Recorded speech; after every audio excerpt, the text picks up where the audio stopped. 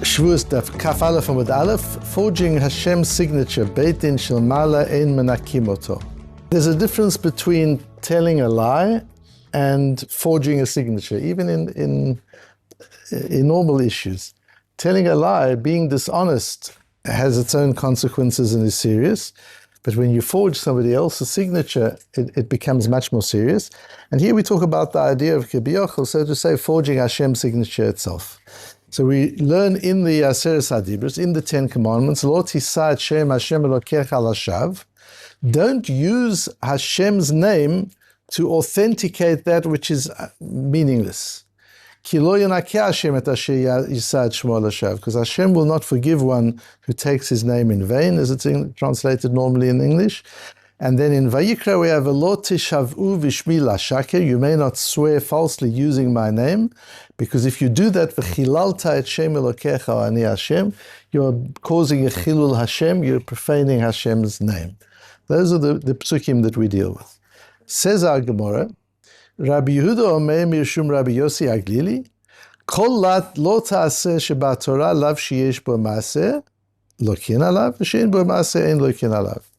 Any negative mitzvah in the Torah, thou shalt not, if there is an action involved in it, you're actually doing something that you shouldn't do, the consequence for that is malchus. And we learned a lot about malchus, about the lashing in Masechta Makos and a little bit in Masechta Sanhedrin. And we learned that whole idea that punishment, Beis Din's punishment, or even Hashem's punishment is viewed by the Torah somewhat as one would view a surgical procedure. It's painful, it's uncomfortable, but it heals. It corrects something which was wrong in the first place. And so Malchus as well, when we're Chai of Malchus, it's a painful procedure which corrects a flaw in the soul, a flaw in the neshama, which one has caused through an action. That's where you've actually done an action. But if it's a lo ta'aseh that doesn't entail an action, there's no malchus, there's no lashing for that. A Beis Din is not authorized to punish a person for something which was not a visible action, something that could be seen and observed.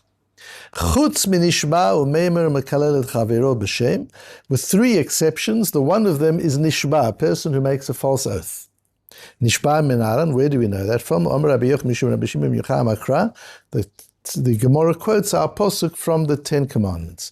Lo tisa et Shem Hashem Elokecha lashav, ki lo yonakeh Hashem et asher yisa et shmo lashav. Beit Din Shel Ma'ala ein menakim oto. What does it tell you? God will not cleanse you of that sin. Implying there's another way to be cleansed of that sin. Hashem won't do it. Avar Beit Din Shel Mata malkin oto menakin oto. But a Beis Din, through the process of lashing, of malchus, can cleanse the person of that avera. And the Gemara goes on to explain that you learn it from that Hashem ki lo yonakeh. It doesn't say a person cannot be cleansed from it. It says ki lo yonakeh Hashem. Hashem doesn't cleanse one from such a sin. Only a Beis Din can do that with malchus. Ask the Toras Chaim. We had the Toras Chaim yesterday. This is the second day we have him. You remember Toras Chaim was a Talmud of the Marsha. And he, in working through this Gemara, asks, but in what way does that make Shvuah, the transgression of a false oath, any different to any other Avera? In every other Avera as well. And if a person gets malchus, if a person does something wrong, and he has to get lashing for that, when he gets the lashing, there's kapora, he's atoned. Until he gets the lashing, he isn't atoned, and Hashem punishes the person through dinei shamayim. Even today, where we don't have malchus, that's not such a wonderful thing. We've saved the discomfort of the malchus, but as we discussed in Masechet Malchus, that would be like saying, I'm sorry, we don't have hospitals that can do the procedure that you need. That's where we don't have the hospitals, we don't have the Bosidin that can do malchus.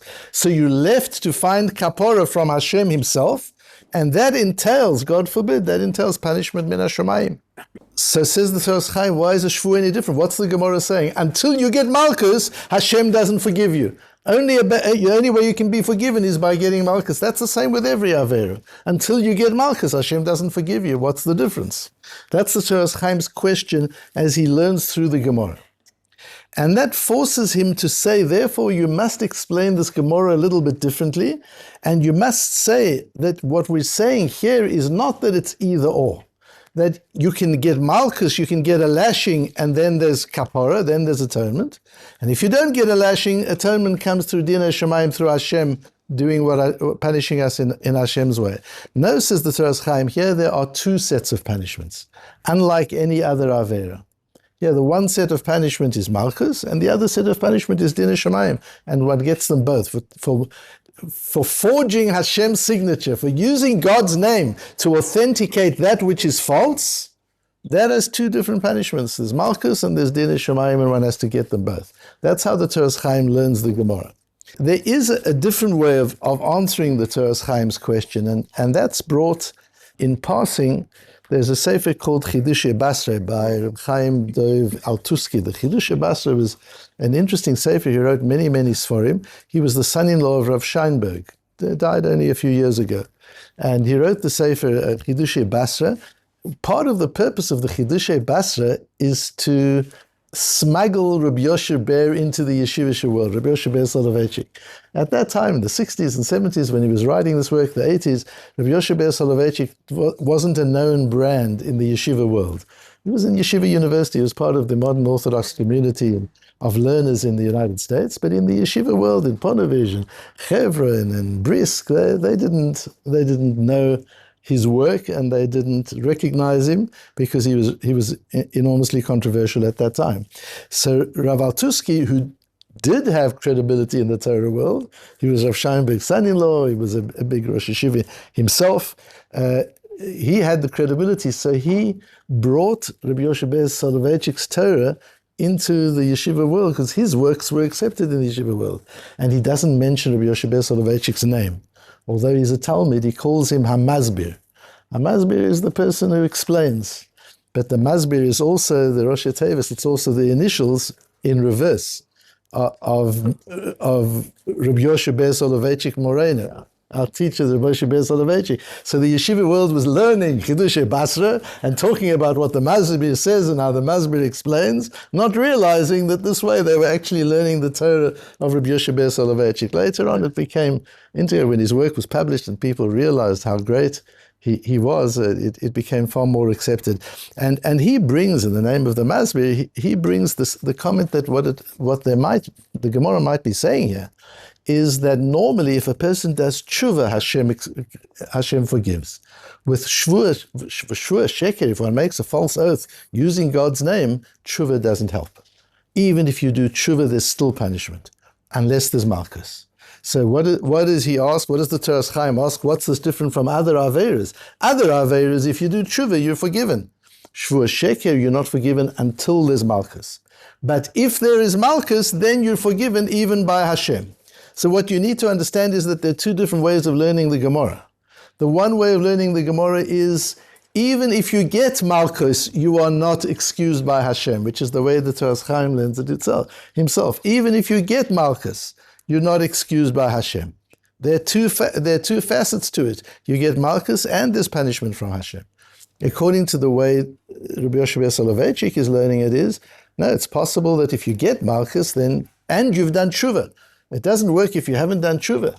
With other averas, a person does tshuva, they have kapora. In this avera, there needs to be tshuva and there needs to be malchus. So two ways of learning the Gemara. When the Gemara says, Beit Din shel Mala ein menakim oto, does that mean never? God never forgives until he punishes? Or does it mean God doesn't forgive until Beit Din shel Mata malkin oto menakim oto? Even if he's done tshuva, Hashem won't forgive unless Beit Din shel Mata, the normal court of law, has given him the lashes, have given him the malchus, and then that, together with tshuva, causes the kapora. And in truth, this is a machlokes Rambam and Ravid, which the Toras Chaim touches on. Let's look at the Rambam on the second page. The Rambam says, Afal pi shelokeh hanishba lashavo l'sheker. Even though somebody who is sworn falsely using God's name gets malchus, he gets the lashing in Beis Din, ein mitkapeh lahen avon hashvua kulo. He does not get entire atonement. So he is clearly learning the way of that the Toras Chaim comes to learn it, and that is the Toras Chaim is learning it the way the Rambam comes to learn it, and that is it doesn't help getting the Malkus. Whereas in all other cases, if one gets Malkus, if one gets the lashing, one gets Kapora. In the case of Shvuot Shav, it doesn't help to get the lashes. Shene'emar lo yanaka Hashem en lezeh nikayon midin shamayim. You can't get cleansed from the claim that Shamayim has on you ad sheyitzpara mimenu al Hashem hagadol shechilel, until he is punished for the chilul Hashem he caused. This is not about the shvua sheker, the actual wrongdoing of the sin of saying a false oath that he gets malchus for, but there's something else going on here. There's bila chilul Hashem, and the malchus doesn't help for the chilul Hashem. Shene'emar v'chilalta Hashem Hashem Elokecha ani Hashem, and he brings the posuk from Kedoshim. Lefichach tzarich adam lehizaher me'avon ze yoter mikol ha'aveirot. The Rambam says an amazing thing. You've got to be careful of this sin more than any other sin. Breaking Shabbos, eating on Yom Kippur, all sorts of terrible things that we can do. But this you've got to be particularly careful about, because this one is really serious.